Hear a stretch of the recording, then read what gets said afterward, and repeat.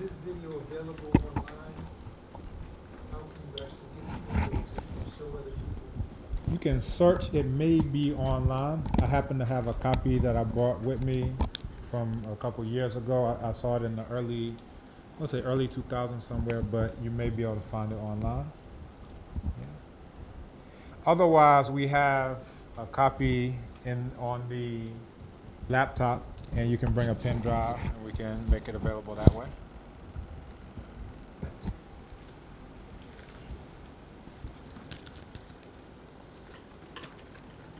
Any thoughts, reactions, inspirations? Anything to share? Yeah, what strikes me about this film, and also having been to Cuba myself, is that the people were reduced to, resorted to do this natural farming and so forth as a result of crisis. And what concerns me about Ghana is, are we going to have to be in crisis before we start becoming mindful of what we need to do? I mean, and that's throughout the earth as well. But living here, being here in Ghana, where we see that we have the resources, but we don't utilize them, are we going to have to wait until we are in crisis before we do that? Good question. Is that rhetorical, or did you want someone to answer that? Total rhetoric. Total rhetoric. But yes, I'd like some feedback. Okay. Well, here at the Institute of African Studies, our former director, at the urging of one of the young new research fellows, had solar added on, here as a backup system. And basically the idea is that for some of us, the Institute of African Studies is a bit of a microcosm of all of Africa. So we have debt, just like all of Africa. Right now we have a generator out there that runs fossil fuels. Right now we go out and get our raw resources, which is, getting indigenous knowledge. Then we bring it back without, adding much value to it, and then send it off to journals in Europe and elsewhere. So the idea is that if we can solve the problems in this small microcosm, then we can make this a model for the university, make that a model for Ghana, make Ghana a model for Africa. So we have a fuel problem, and that's what we're working on, transitioning over to solar. We have an issue of going out to get raw minerals. We're mining the mines of African people for raw minerals to export them for Europeans to prove their theories right, whether it's whatever you want to call it. So, I think that when I was in the doom, when we were all in the doomsaw, in the thick of the doomsaw, it made me think that we are much further ahead in terms of this than, say, the U.S. Because if there's a power outage, I remember in 2003, I was in Nigeria, and I'm behind the camera and I'm talking.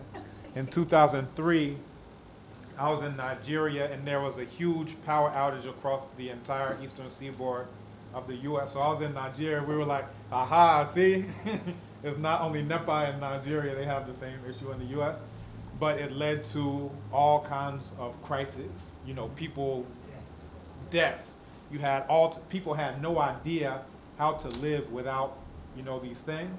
But here in Ghana, it's like every day.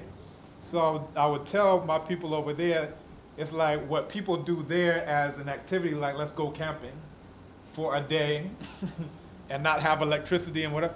Like here, everybody is kind of like perpetually in this thing where people want to be more dependent than they actually even need to be or even are. So, there's more of a resilience. If the lights go out, it's not going to lead to a riot. You understand? People will manage, so whatever it takes, people will interact with each other, they'll do things. So we think we're developing in the sense that we're trying to become more like what we think the West is doing, but we're actually further ahead in terms of where we actually need to be going, which is towards, energy sovereignty If you want to be politically sovereign, there was a very important point in this. If you want to be politically sovereign, you have to be economically sovereign, you have to be energy sovereign. So we're actually further in that direction. So sometimes when people talk about development agenda developing, there's this idea of unilineal evolution, which is the idea of you go from black all the way up to evolution to be a white, right? Which is very problematic, needless to say. But it's more like this. The world is upside down, as Baba and Fundishi was talking about in the Meta class. So we're going from black and we're trying to swim down to the bottom of the river, and we expect that when we get there we'll be able to breathe air.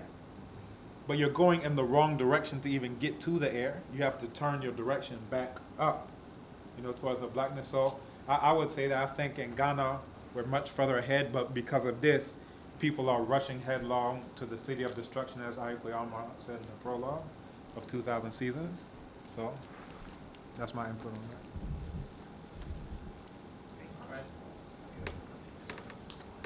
I was thinking, watching this, that had this happened in America, looting, shooting, fire, everything would have happened. It would not have been as calm. I'm sure there was chaos, but not to the degree of what America would have been like at all. Because even in New York, if a blackout happens, looting happens, shooting happens very quickly. I mean, and they don't care what color you are, nothing. They just want to steal and be thieves. So it was interesting to see how they maintained themselves and began to think immediately. But I thought it was interesting also that the Chinese taking the oil the most, and then they're the same ones that send them the bikes. I thought that was rather odd, but I'm really hoping like places like here in Ghana that they are able to really see like that they have so many resources already, so if they just clean the streets and keep it clean and learn how to recycle and things like that, things will be so much easier here, like automatically. But trying to do this in America?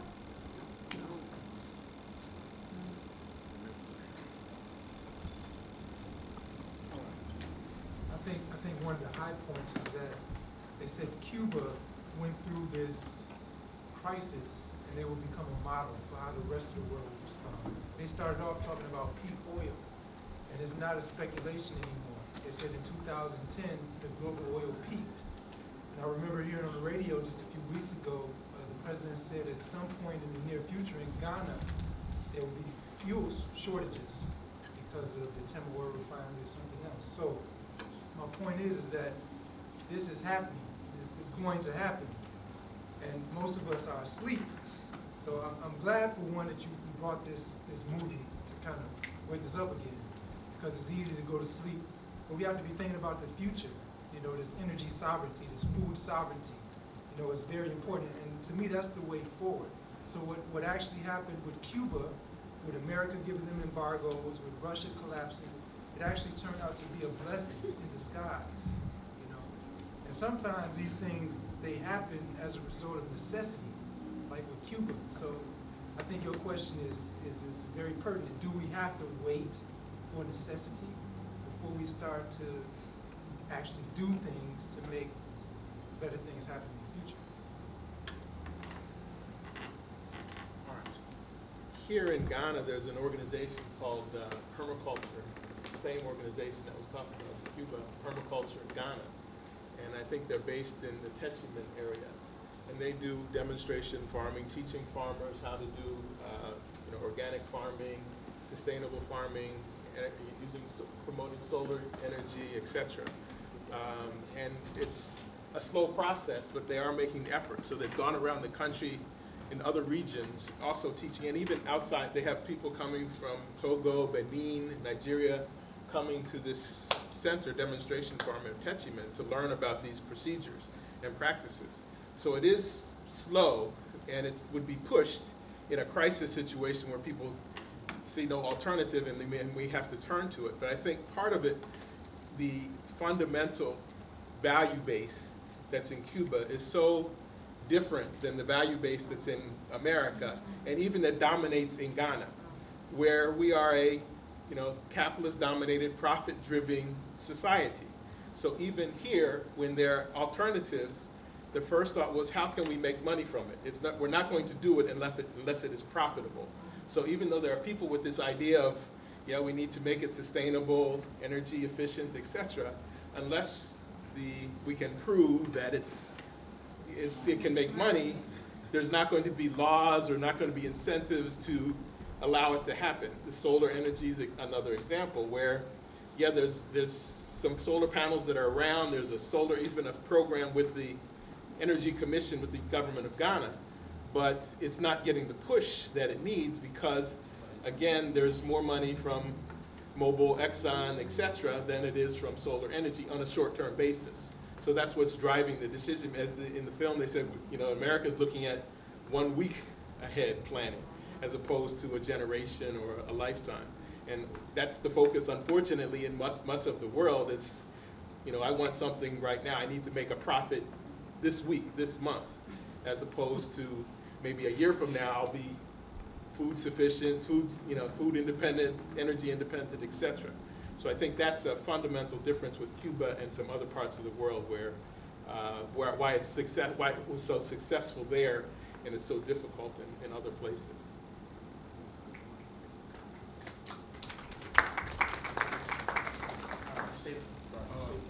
What the sister was saying was exactly right about the crisis situation being pushed so we can actually get our minds right to actually do for ourselves, because as we know, people who fail to organize themselves, circumstances will.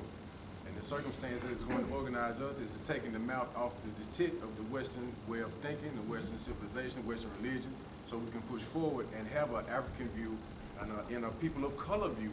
When I say people of color, I'm talking about Africans where we find ourselves throughout the world, not only just Africa, but other places, because as we saw with the coconut revolution, these people, they took their mouth off the breast and they were forced to do for self. They came up with fuel from their coconuts, they came up with food from their coconuts, they came up with everything. They used everything that was at their disposal.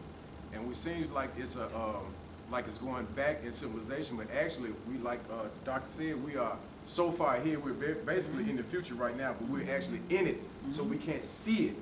So those coming behind us will be the benefit, but since I really think you're right, there will be a crisis because we're comfortable. Especially in the U.S., we're comfortable, we can go to work, we can go turn the air conditioners on, but when you actually forced with not having the option to do so, now you're forced with creating that position, that comfortability for yourself with those things that you have around you most closely accessible. All right. Anita, and then Ezekiel. I do think it's really important, sort of what Albie touched on a little bit, to definitely look at what's here and what's working well and tap into that, like the bamboo bikes that they're making from Kumasi. There's a brother, I don't remember the country right now, he invented a car that runs on water. People that are such as the Songhai project, which is essentially an upgrade from Cuba. They're just really phenomenal, and they're in, I think, 5 or 6 or 7 different African countries right now, the last time I checked. And I think that we need to look at these types of things and create these models for ourselves. One of the things that I'm really pleased about that happened when I came here was this gradual shedding of, as you guys are saying, this American mindset. So I no longer had justification to try to get the big house, to try to get a big piece of land, to try to get, it just shed. And I became very much interested in things like zero waste and things like composting and things like they said in Cuba, it's about the relationships. You gotta be neighborly with people. You gotta, this is not gonna work if we can't be friends with each other, if we can't be friendly. So I came to be vested in those types of things and to actually sort of divest myself from all of that other type of thinking. And even the tiny house movement in the States is something that people could really kind of borrow from and say, yeah, how big of a house do we really need? You know, how big and fancy and expensive of a car do we really need? How big does my yard need to really be? How many bathrooms do I really need in my house? And all of this stuff contributes so that when you looked at the Cuba model, you know, you saw people that they said it, you know, folks kind of resigned themselves to a simpler lifestyle, and they did simpler things to make each other happy. They played board games, imagine that. You know, you saw people there playing board games. It would be funny to take a survey to see how many people even know what a board game is, you know. So I think the point of it all is the onus is on us to not only look at these types of things, I think that's important, but to look at what's in. Let's look at what's in and what's working, and then just expand on it.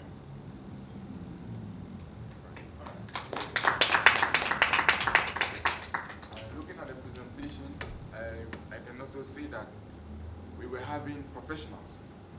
We had engineers, we had teachers, we had all class of professionals. But when the issue came up, their professionalism didn't play much role. They came down to the level, to the basic fundamentals. So here, when we are faced with same challenge, for example, we just in this auditorium, how can we come down to such a level, or what can we do to those who will be ready to be in that level to bring up a change? As individuals here now, if not, we may come and watch all these, go back individually, we have no network, we have nothing down to contribute to, and it's just like as usual. So what is the way going forward in that perspective? That's my contribution and a question. And by the way, Ezekiel has organic cantaloupe.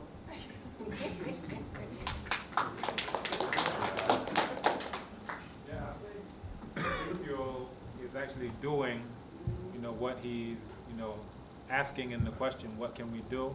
And, you know, I gave an example as well. If you even just have a small strip of land, you know, you're here in Accra, then you can make that strip of land productive. So you can go online and see a video of my daughter harvesting plantain. And those are plantain that we're giving to our neighbors. You know, we're of course, having some ourselves. But, you know, this is the neighborly thing. And we actually got those plantain from neighbors. They gave us some small plantain suckers. So now that's what we do. We cultivate it. And then when it comes, of course, you give some back, you know, to your neighbor. So this builds up the relationship. It's also, you know, teaching children right from a young age that, look, you can grow things. You know, we have a coconut, you know, you can, you know, water the coconut, you can do all these types of things. So I think whatever you have the ability to do, just look around you and start doing that. As your power, as your sphere of influence expands beyond just this small plot, now let's say you have a whole acre. As you know, you just develop that exponentially, but you have to be the example that you want, you know, to see. If we're all talking and saying, do this, do that, but none of us are doing it, then what are we doing but being hypocrites, contradiction? So whatever way that you can do it, start implementing it on that scale, and then when you have the power to implement more, then you will actually do it. I say I never trust anybody who won't do it on a small scale for themselves. And they say, oh, but when I get a whole continent, that's when I'll start it up. I never believe you ever. Do what you can. As you get more power, then you will start doing it on that larger level too. I think as Ghanaians, that has been our life for sharing and then cultivating the land, eating our local food. But it's just that some few years back, we've stopped that and we're trying to imitate the Western world. Because now we have KFC, we don't have McDonald's here, but we have similar things here.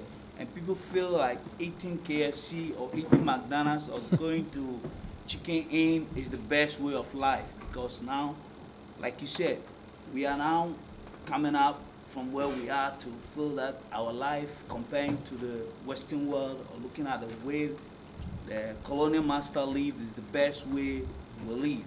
Because even if we go to our churches, the way they preach to us tells us that our culture is sin. The way we live is sin. It's not good for us because our churches preaches that to us. So it makes us look into ourselves and see inferiority in ourselves. So to me, starting from our church, the so-called pastors need some education, some good African education. Yeah, because our church is not helping us. Our big churches are not helping us at all. They are bringing us down. Because if you look at the whole churches in Ghana, now, the church is supposed to have a farm.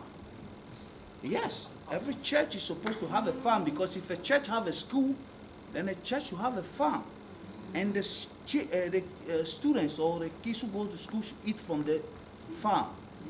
Because when I was growing up here, my school has a school farm. We go to the school farm. Now you don't see no school farm.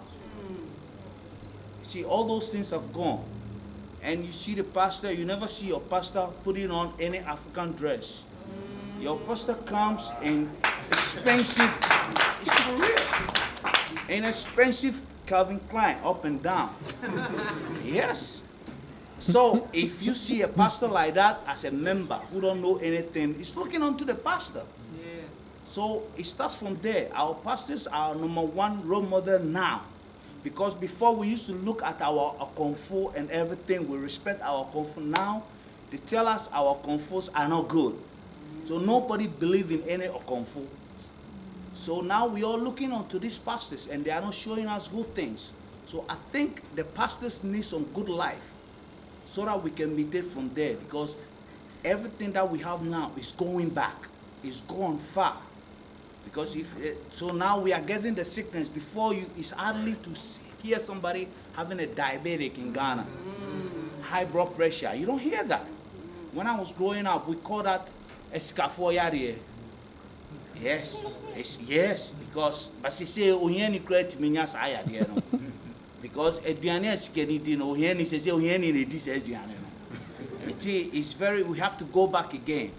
Yes, I was here sankofa biom. Because you're here and opa. Thank you.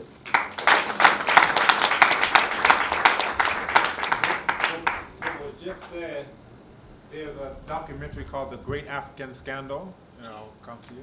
There's a documentary called, you see I'm a documentarian, this is what I like.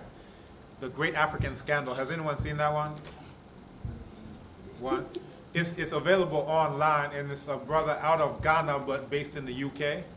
And in it deals with 3 different ways that IMF, World Bank, Eurasians have intentionally attempted to destroy Ghana, and it looks at 3 different industries. So the rice industry. How many people know that rice is indigenous to Africa? It's the brown rice, right? It's called Oryza glaberrima, is a scientific name. The one that people think of is Oryza sativa, which is the one that comes from Eurasia. But we have our own indigenous rice that we domesticated here. And it talks about how in the early 80s, the Rawlings Chain era, that what the US did is that they had heavily subsidized rice and they dumped it in Ghana to create a taste for it.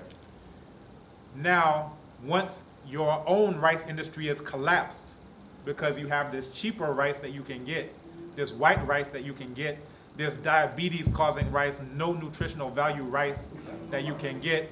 So now, after your rice is collapsed, now they don't have to subsidize their rice anymore. Now they can put the prices back up, and you can't return back to your rice anymore because your industry has been collapsed. So I see people here in southern Ghana, and they think rice comes from China. They eat it with knife and fork.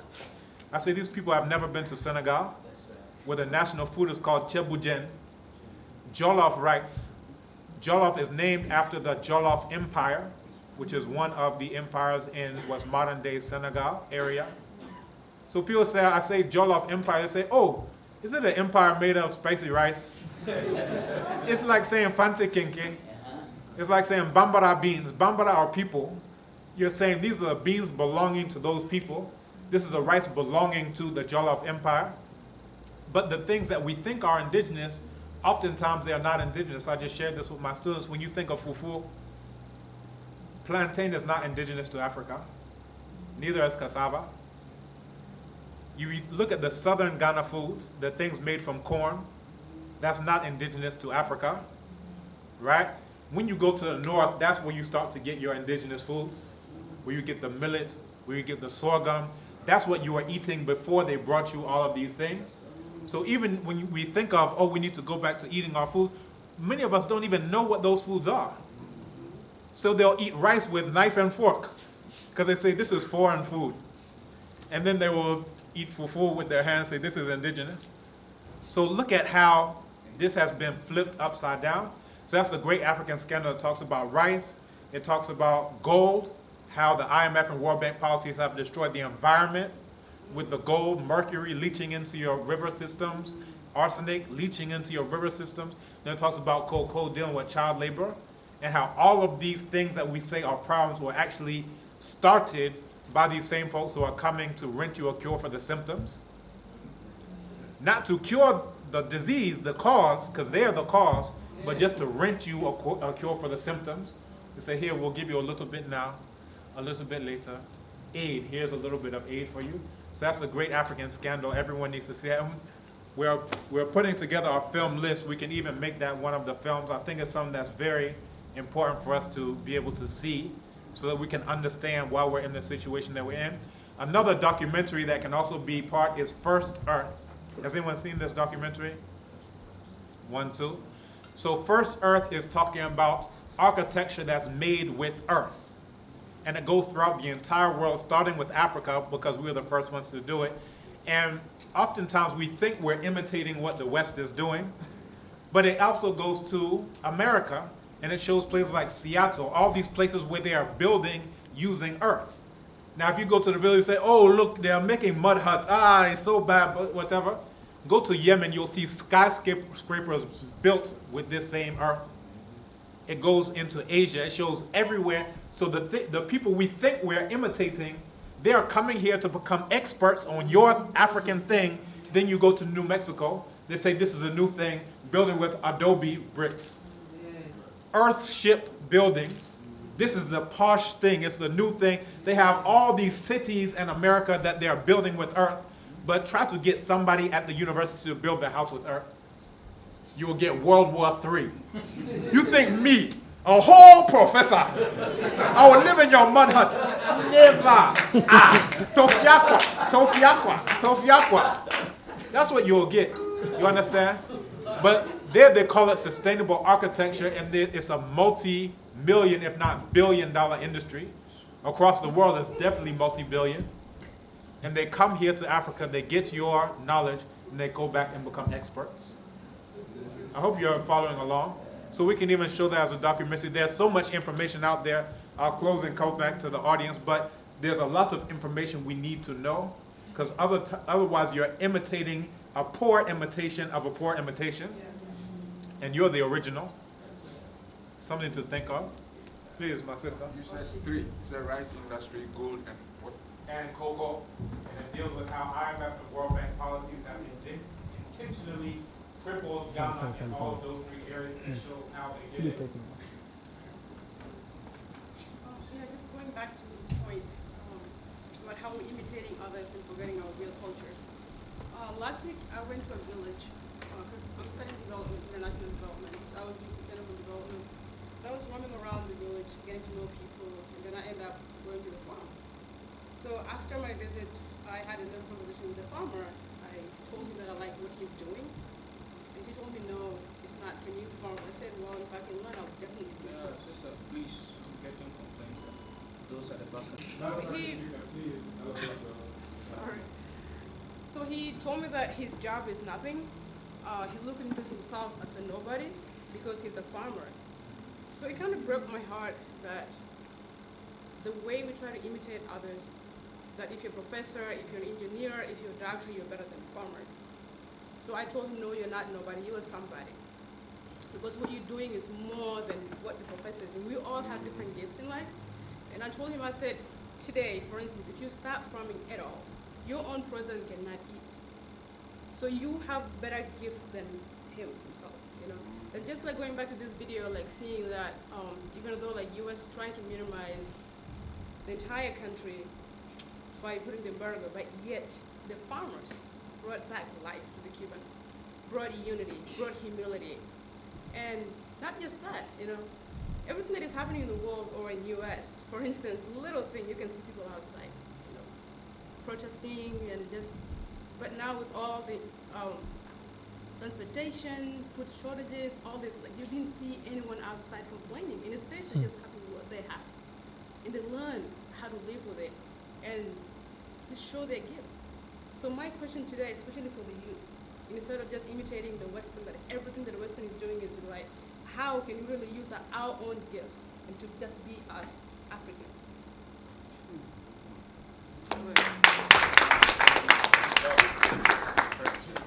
Really quickly, there's a proverb that Kofi Asado-Opoku, one of our illustrious professors who came out of African studies, likes to say. And he says, by always imitating everyone, one day the monkey slit his own throat. Food for thought. All right, so this is something to the question Brother Ezekiel asked about what do we do as individuals. I think here in Ghana, we've been fortunate to have a sense of solidarity. Ghanaians have this sense of belonging to the community, belonging to the nuclear family. Now we are losing that sense because now we are starting to think that initially at first we loved being extended. I mean, my grandmother could take care of my child or my grandchild, and I don't have to worry myself so much about it. But now we started to think more singular, more about ourselves, and that is it's a very, very big challenge, because just as in the presentation, it said that someone could walk to their neighbor and ask for salt, ask for sugar, ask for something. But now walking to your neighbor's house to go and ask for something, the person starts to think, is this person a beggar or something? You're a beggar. You don't have any money. There's nothing good in you. That's why you're coming to me to ask for something. But that should not be the case, because as our sister said, everyone has something in them that in one way or another will be necessary for the other person. We are all not independent. We are all codependent on each other, because in that codependency we are able to move forward as a people. Because I think last month I was listening to City FM, and they've decided to do something which I think is very good. So every morning on their morning breakfast show, they actually go out and give a slot for Ghanaians or young entrepreneurs who come to the show to talk about what they can do to help the nation. And one gentleman came and he was talking about the fact that Ghana is so filthy, quote unquote, and there are lots of plastic bottle waste on the streets of Accra that no one is looking at recycling, no one is looking at reusing them for something good. And so for him, he's done with his tertiary level, and he's done with his national service, 1 year serving the nation in an elite office. But then that was not, he looks at the challenges of the bottle issues and he thinks to himself, I think I can build a house out of this bottle. And so for him, he started a company called Toa House, which, Toa is tree for bottle, so bottle house. And he inquires of what becomes of the bottles that are being drunk in the offices, what happens to them, are they just thrown away? And so he goes into negotiations, agreements with people, and asks them to bring in the bottles. He will build houses out of it. And with his house building, it's a mixture of the bottles. He fills it with sand just to make it durable enough. And fortunately, we all know that plastic is not degradable. So right there, you have a house which will last forever. Right there, you have the sand, because the sand in itself, you have the plastic which is not degradable, you have the sand in there. Imagine trying to shoot through sand. That is so thick. So right there, you have 2-in-1. You have a house for yourself and you have a bulletproof house. You don't have to pay enough, because it will cost you less. It will cost you less getting the, because if you can provide your own bottles, he can come and build a house for you. All he needs is the sand. And it is cheaper getting sand than getting cement, because you have the sand in abundance here in Ghana. And so right there, you have your house, you have your and it's cheaper. It's way cheaper than trying to build, something like this. And so I think, personally, I think that sense of solidarity should be brought back. We should still go back to it because we will really need it as Africans, we will need it as Ghanaians, we will need it in going forward as a people.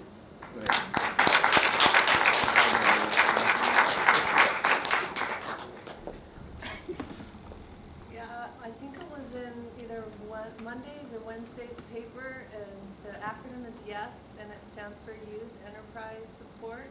And they're building greenhouses, and they're so they're really trying to promote that agriculture is cool for like youth, for students who are in secondary or even college. And I just wanted to mention that because that's something that's being done in Ghana. All right, thank you.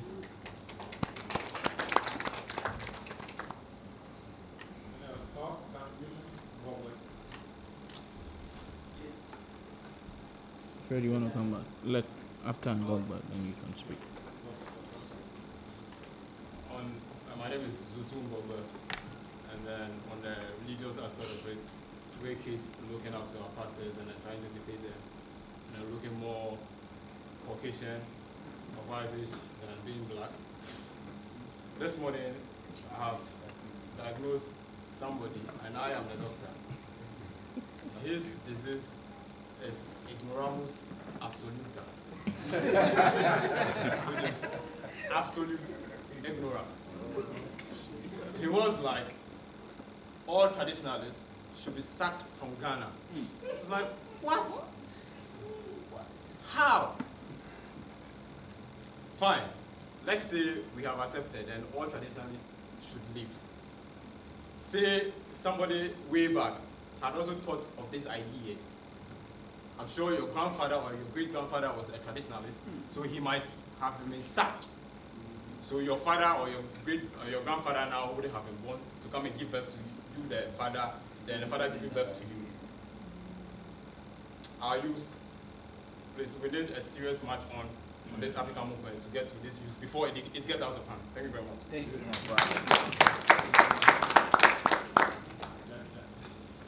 I'm Jedija from Guinea Conakry, but now I'm living in Ghana. Wow. Very thankful to Cuba. Very, very thankful to Cuba because most of the people who are doctors in my country, they have been trained in Cuba. So, and in Guinea, we have most of the best doctors in West Africa. So really thankful to Cuba. They always have nice solutions. But the brother in the movie, he said one thing. In America, if you tell the Americans, please turn off your lights when you are coming out, the American will tell you, I'll pay my money for what I'm going to turn it off. I will not do it. Cuba, you tell them, they will do. He said, all is in the mind. The brother said it. The brother said it. Arabs, conquerors, genociders, come bring Islam in Africa. Europeans, Christians, genociders, come bring Christianity in Africa. 1960s, all Africa will say, oh, independence. Great Britain, take your flag, take it back. France, go back with your flag. Who bring the church in Africa? Not England, not France, not Portuguese, not Spanish, not the genociders, Arabic, who come bring this Islam to Africa. And all these religions, they say what? Black out the African culture. So let us call Bob Marley. Emancipate yourself from mental slavery. Take your flag, take your church. Take your flag, leave your church. I think Fred. Yeah, I just wanted to say something a little bit about the yes. I think it's something that now the youth are actually looking at because it's becoming very difficult getting jobs in offices because of the policies being put in place by the IMF and the fact that we've decided to align ourselves with the IMF. So now we are supposed to comply by the rules of the IMF. So now there are lots of young people. I know, I mean personally, a very close friend of mine who's doing his master's at the School of Distance Education. At the same time, he's a farmer, going back home every weekend to go and work on his farm. And I asked him, how are you able to cope? Because the master's program is not an easy thing to go by. He says, it is something that I think will help me. I think it will help the nation. And I understood him because I realized that, okay, if he decides not to go farming, and for that case, if every farmer decides not to go farming, my life will be some way. Because it will be difficult for me to eat. Because, I mean, they are the source of food here in Ghana. And it's unfortunate, but then agriculture is, I mean, in the past 10, 15 years, it was on the low. It was actually going down, but now we are seeing the essence and the need for us to change our way of eating, as you rightly said, moving away from, those who think they are rich will move towards the KFC, will move towards the hamburgers and what have you, thinking that is the rich lifestyle. But those who are cautious enough in mind would know that it is not a rich lifestyle. It is because the rich themselves will not move towards that end. They'll be moving towards the end of vegetables, more veggies. Because they know of how much benefit it will be to them themselves. Because once they have life, then it is more important to them, and their health is more important. So I think yes, we are moving back to agriculture because agriculture is the way forward for us as a people.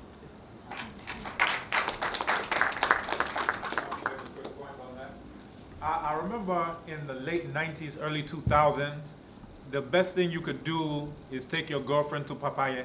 Does anyone remember that? Oh, yeah. Or what is it, Southern Fried Chicken, or these places in Osu? Yeah. And I remember thinking that about 10 years from now, all those diseases are going to come home to roost. Yes. And this is exactly what I see in Osu. There's another place called Relish, where they sell all types of health products. They make money hand over fist. Because all those people who were sitting in Papaya in 2000, now they have the heart disease, they have the strokes, they have all of these diseases that they wouldn't have had before. So now that Pizza Hut and KFC are here, go invest in some natural organic herbs and things of this nature. You will be rich in the future. Because everyone who's rushing to eat those things, in a few years they will be suffering all of the diseases that come part and parcel with that. So you have to understand the link between the food industry and the pharmaceutical industry. So the food industry is there to make you as sick as possible. Now they give you a cure, or rent you a cure for the symptoms. I hope you're understanding. So all of these things are tied in together, and you have to understand how they link together, that now you are dependent on them for the rest of your life, and they don't necessarily want you to die quick. They want you to die very slow and to make money off of your demising process. Right? So these are things to think about as we're dealing with this. I think we'll go Ezekiel. Okay, my next question or contribution is getting to the higher political class. Sometimes we will be doing all things in a positive manner to get a better change. But if their decisions are still pushing us down, then there is a question mark. Sometimes they may go in for monies, and then the next generation is going to suffer for those kind of conditions.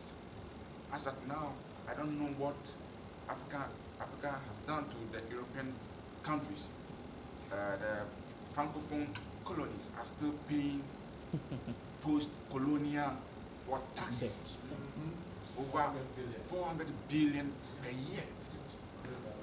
For what? And our leaders know without them we would be a third world country. He said without Africa paying this money to France every year, France would be a third world country. Can you imagine? So with this, our mother was talking about something yesterday, and emotions were in it. Our chair was saying the emotions should be out. But the emotions here are serving as the cement to solidify whatsoever we are discussing. So I think something of sort must happen in a higher level.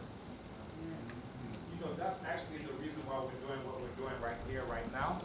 Because at some point in time, you will be Minister of Education. You will be Minister of Agriculture. You will be Minister of this, Minister of that, Ministress of this, Ministress of that, right? So this is the reason why the people who are there, they didn't get this. right? And it's coming from your colleagues. It's coming from people beyond the university community, people from beyond the continent of Africa. All of us are black people who are coming together thinking on a specific wavelength. They didn't necessarily get that as they were coming through. So the whole purpose of this is just what you said. We need this on a higher level. So we're getting this information into all of us now so that when you are now in that position, you will not be thinking HIPIC, handout, HIPIC, handout. You will think, how can I be self-sufficient? So our theme is what? African people solving African problems. Lessons in self-determination and self-sufficiency. Now in the film, Cuba, by estimates, is 62 to 72% black. Now that wasn't necessarily the ones who you saw as a mouthpiece on this. You saw them singing, you saw them in the background. But when they're saying the power of community, the people who did it, we're talking about the black people of Cuba who did this. And this is an issue. I was recently reading an article from Al Jazeera that said even after the revolution, you still have white on top, black on the bottom. So the revolution hasn't made a complete overturn. It's just, you know, we're going to share. Those who are on the top of the table are going to share the feast equally.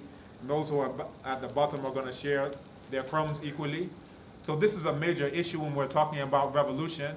And there's a quote that says, Dr. Khalid Muhammad, if you don't know him, you should look up his name.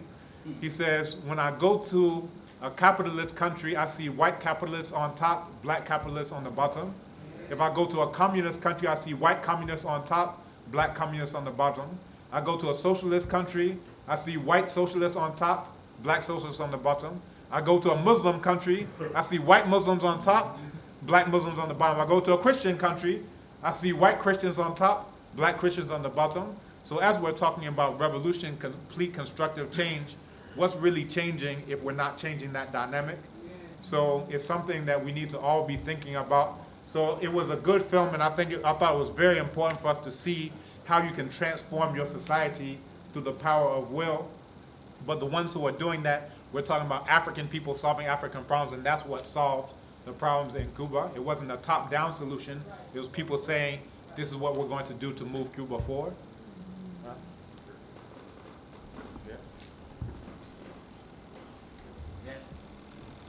Thank you. Thank you, Professor Badeli. I'm so happy for your life, and may my sisters bless you and give you long life. Because what you are doing is very powerful. Yes, may our sisters keep you safe and protect you. Give you more knowledge. And I thank you so much for what you're doing. And I thank Infodishi for coming back. This is not his first time in Ghana, but I think this is about time that we have to come together. And I'm so happy that now I'm seeing the youth. Ghana youth are getting up. And I'm proud to say, like you just said, very soon we'll take it up, because we have to take it up to ourselves. Because some of our leaders, we call them leaders, are not helping us. Some of our politicians are not helping us, because the last time I checked, I heard a politician speaking very loud, supporting GMO. I asked myself a question. Do this man really understand what he's saying? I mean, who is he? Because I see him dark as I am, but I don't think his brain in his head is a pure African. Because all these are leaders, and the so-called education that they have is not progressing them, but it's retrogressing them. Because it's bringing us more back. They are doing us more harm than good. Now we could hear that this new government says agriculture is the bad force of its economy. And I'm asking myself, what type of agriculture are they bringing up? Is it going to be a GMO or organic? Because we have to open our eyes and get some sense of knowledge. Because at the end of the day, we, the people, are going to suffer. Because when your uncle or your auntie or your cousin is sick, you will not be happy. So we have to open our eyes and be very, very clever and be very vigilant for what they are doing. So we shouldn't just, like the president said, we shouldn't just be spectators. but we should be pure citizens and get into everything that we should ask questions. Because now Ghana, before we ask questions, but now we don't ask questions, because when you ask questions, your parents will be like, oh yeah, akola bonnet. Akola umbisa nsem bebre. You know, if you're a child, you don't ask so many questions. You just have to listen. But it's about time that we have to ask questions. We just don't have to listen. So we have to be civilized and open our mind and get involved in everything that we do. Ask questions. If you don't understand something, just ask questions. And also, we don't have to follow these Western because they don't have any good for us. That is why I'm saying, I'm campaigning. I'll know that I will have a time that I'll be going to the schools and be organizing a trip. We have to go to Cape Coast and Elmina and see that legacy over there. And when we start seeing that things, when we both go back to our schools, our homes, and our churches, when they preach to us, we will look at it and think about it again. And when we read the Bible, we will read it and understand it in different way. But we will not grow to be more slaves, but we will grow to be free people. Because if they say the Bible is to free us, because all these things we are saying, if we are not free, if the Cubans were not free, they wouldn't have understand what is going on. So we have to be free and think as Ghanaians and Africans and practice what is here and not over there. Because when you have good things in your home, you do what is in the house. You don't imitate somebody. So, I mean, I'm so happy for the youth that are coming in now, that they should study the good things from our leaders, because if you see somebody wearing African dress, it's not crazy, it's not poor, but that is your culture. That you can put on jeans and sneakers, you can wear some nice Nikes, don't get me wrong, but it's good to wear your sandals. In 100 degrees, it's good to wear your sandals. Or your chow. It's good to do that. And wear your batakali and wear your dress. That's where you'll be recognized as African. And that's where your proudness will come from. So go into it. And t-shirt is also good. But be proud of your African dress and don't look at anybody. Black power. Black power.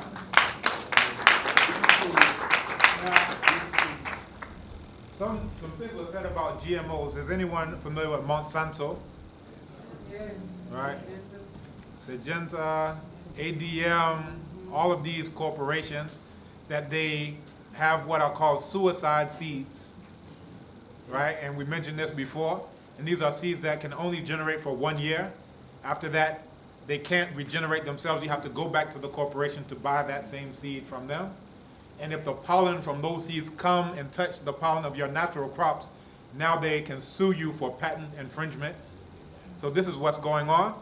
Now, when we're talking about supporting our own things, we have to realize that these things are interconnected, right? In physics, two objects cannot be in the same place at the same time. That includes your money. So the money that you would be giving to your own African people, you can say, oh, let me go and spend it on Nikes, right? Now that money goes to who? All of these corporations that we're talking about that we have problems with. So we have to start thinking of how can we be Africans in all these different aspects of life. There are some people who know a lot about, health, but they know nothing about the economic side. They know a lot about the economic side, they know nothing about the psychology side. They know a lot about psychology, so you have to get your different selves together. Because if we're saying we have a problem with the GMOs and whatever, that through what we choose to wear, we can decide that we're funding them or we're divesting from them. You understand? We can either say we will support them who are destroying our crops, destroying our foods, destroying these other things, or we'll divest and invest in our own thing. You understand? So these are some of the things that we can think about. So even it's a statement to say that we're African when we're wearing this, but it's also saying that we are not going to support those who are going to use that same money to destroy our food industry, destroy our clothing industry, destroy every single industry that we have. So again, it helps to understand that all these things are interconnected. In Tree, there's a proverb that says, and it translates to when you touch one part of the spider web, it shakes the whole edifice. So understand that these things are interconnected. What you wear, what you eat, what you do, the language you speak, your spirituality, all these things. And they'll either be beneficial to African people or detrimental to African people and beneficial to others. Things to think about. And GMOs also would stop like his age group from having children. Which is all intentional. Just one piece that I would like to inform everybody of, people that might not know, some people may know, but it is a scientist, a black scientist that everyone in here should look up. His name is Tyrone Davis. And Tyrone Davis was doing the research with the company Syngenta, which he was actually working for. Syngenta is a company that produces a hormone or some type of chemical that is included in the food source that is turning male frogs into female frogs, which in turn means that it is has the transformative adaptation to be able to turn a male into a female. And they are pursuing him, the company is pursuing him. He used to work for the company. His name is Tyrone Davis, look him up. He used to work for the company, but now he's exposing his research. He's letting his research be open for inspection. And the company is actually trying to take his life. They made threats on his life, made threats on his children, his wife. They've basically tried to smear him in the media, smear him in the academic circles, in the scientific circles, in the scientific journals. So it is very much, it is no longer fiction or things or movies, but it's actually happening right now in our time, and we should make ourselves aware of what's going on in our surroundings. So once again, his name is Tyrone Davis. He's a scientist in the United States, and make sure you look him up. He's in the state of California, if I'm not mistaken. He was doing his research in Berkeley, but check him out and thoroughly go through all of his research and check it out. It's available for all of us to see.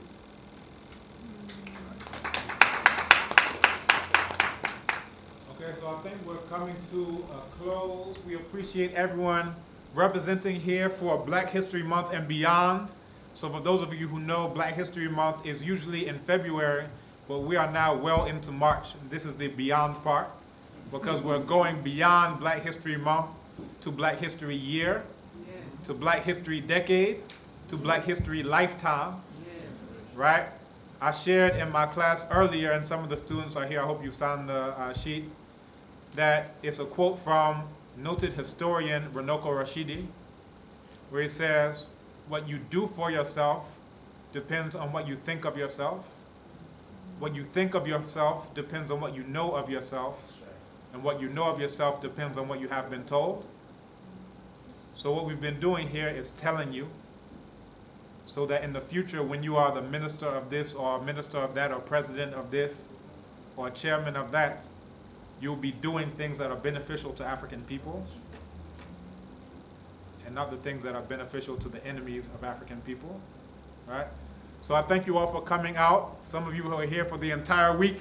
Yes. All right, so give yourselves a big round of applause.